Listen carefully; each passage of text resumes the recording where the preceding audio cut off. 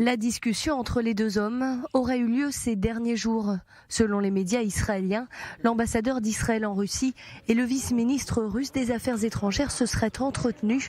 L'occasion pour Israël de protester et de dénoncer l'utilisation de drones kamikazes par la Russie. Des drones vendus par l'Iran, allié de Moscou et ennemi juré d'Israël. Téhéran a avoué avoir livré aux forces russes des drones suicides, ces derniers étant utilisés dans la guerre en Ukraine. Selon certaines sources, l'Iran aurait aussi livré des missiles sol-sol à la Russie.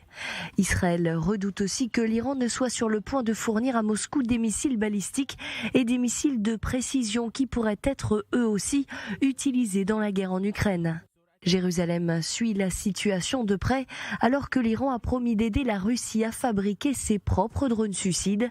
Selon le Washington Post, un accord aurait été signé entre des responsables russes et iraniens.